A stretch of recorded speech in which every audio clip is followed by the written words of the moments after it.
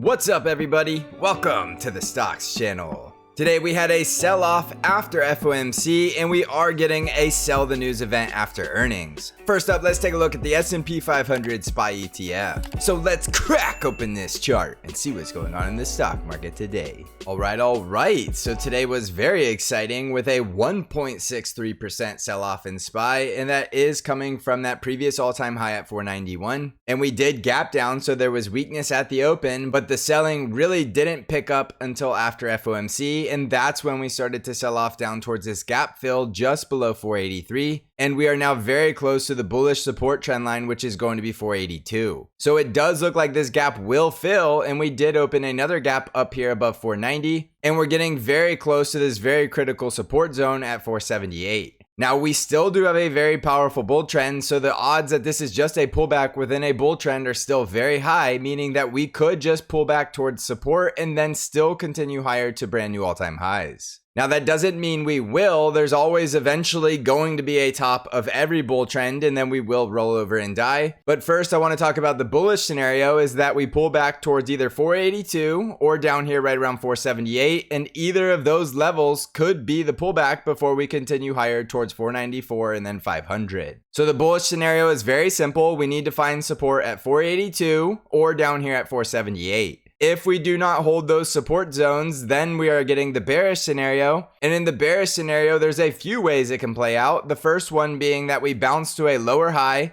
possibly even fill the gap at 490, and then from that lower high continue to sell off and break down below that support at 478 and continue to the lower support zone right around 467. Now this is the bearish scenario, and this would mark the end of the bull trend because we would lose all of the critical support. So right now we don't know which one's going to play out. We simply know that we have a strong bull trend and the trend is our friend until the end. So there's still a very good chance we are going to bounce from either 482 or down here at 478 and continue higher to at least fill that gap at 490 and possibly even higher. So do not rule out the bulls just because of one day of selling. This is a completely normal sell the news event, and we did have a lot of big tech companies that were running up prior to earnings, and now people are just taking their profits now that earnings are over. So have a plan around these critical levels and do not get overly bearish as we get into these critical support zones, because that's where we're likely going to find the buyers. On the NASDAQ 100 triple Qs, we were down 1.96% today, and this is where a lot of the selling from the big tech earnings came from, and we did gap down below that support right around 422 to 423. So again, we have another gap to fill in the triple Qs above 424 because of the gap down, and now that we're selling off and we're below that support zone at 422, that means we could be coming down here towards this gap fill below 414. Now the bullish scenario in the triple Qs is that we come down towards this gap fill, find support right around 413 or right around 411, and then continue higher towards a brand new all-time high. And that brand new all-time high would close the gap at 424 and break that previous high above 428. So the bullish scenario is still very possible because we still have the strong bull trend, and this could just be a pullback to a higher low before we continue higher. Now in the bearish scenario in the NASDAQ 100, it's possible we already have this lower high in and we have a double top rejection and we're going down towards this gap fill below 408,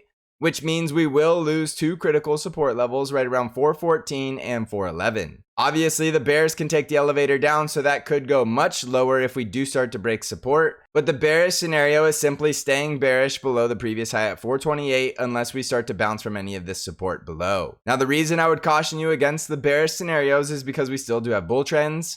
So you would have to be betting that the market already topped if you think we're going a lot lower, and this is something more than just a pullback to a higher low. I'm not willing to make that bet because that's called calling a top, and calling a top is very difficult to do, and I really just don't see the point of it. If this was the top, we're going to see it very soon in the price action breaking through this critical support zone. In the Dow Jones, we were down 0.81% today, and we're getting that sell-off from the price target I had there at 385, and you could see we hit the price target, and then we got the bearish engulfing candle. Now, anytime you get a bearish engulfing candle, you want to see confirmation that it is a bearish engulfing candle by breaking the low of the candle, which is going to require that breakdown below 381. So below 381, we will likely come back down to the breakout at 377, so this will be a very simple market to trade in the Dow. And if we don't break below 381, you're looking for a retest of the high at 385, and then above that we go to 391. On the Russell 2000 IWM ETF, we were down 2.44% today, and we lost that support at 196, which meant below 196, we could likely come down and fill this gap below 193, and that gap did fill with today's price action, so that gap will no longer be of relevance. Now, in the small caps, we have the bearish scenario that if we break down below this support right around 190,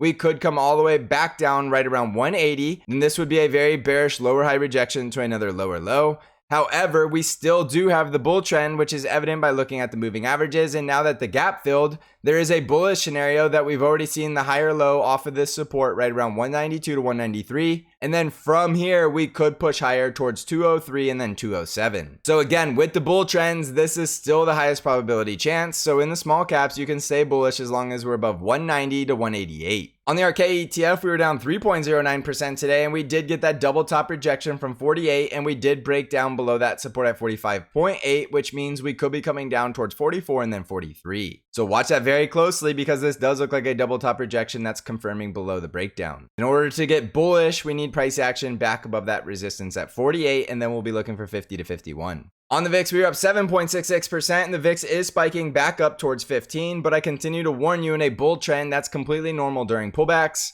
If we're going to get something deeper than a pullback and a full-blown correction, we need to see the VIX blasting through this resistance and getting up here above 18. Otherwise, the VIX is likely just going to spike into resistance and then crush yet again as the bulls continue to push higher. On Bitcoin, we're currently down about 0.9%, and Bitcoin is trying to break that resistance at 43,000, and it's still possible this is a lower high before we go hit the price target at 38,000, but I do suggest staying bullish in Bitcoin as long as we can hold above this breakout at 42,000. So in order to get bearish on Bitcoin, we need to break down below that support at 42,000, and if we do that, then we could be going lower to 38,000.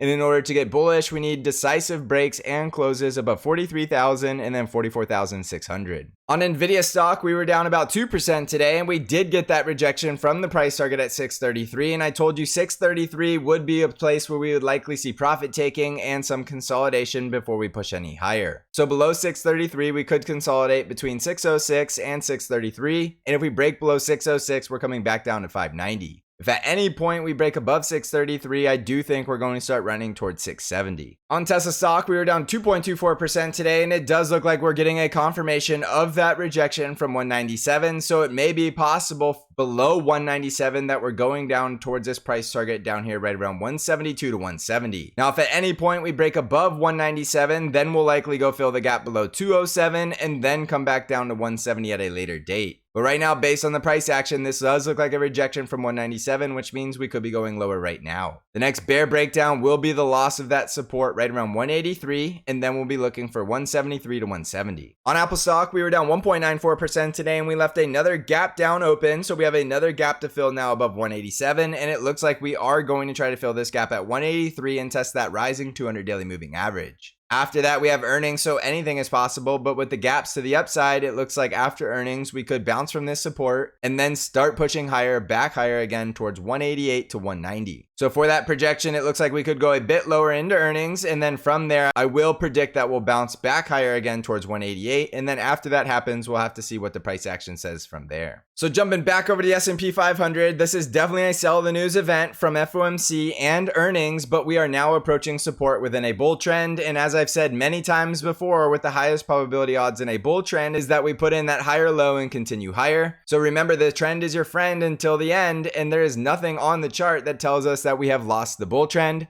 So it is still very possible we are going to put in higher lows and higher highs and continue this bull trend. Manage your risk accordingly, because if you're a price action trader, you need to know where to get risk off. And we are getting very close into that risk off territory if we continue to go lower and lose these support zones. So no matter what you're doing, have a plan and manage your risk, and you're going to remain a profitable trader. We're going to absolutely crush the market this year. So if you want to come crush the market with us, come join us over at Bank Trade Alerts, and you can find out how to join in the links below. You get all of your buy and sell alerts directly via email and text message, and now is a great time to come join us at Bank, because all of this market volatility is going to make for some great trading. If you want access to all of my intraday updates and technical analysis, you need to be in the Stock Channel Discord server, and you can find out how to join that below as well. So thank you for watching, everybody. I hope you're crushing this market, and as always, I will see you in the next episode.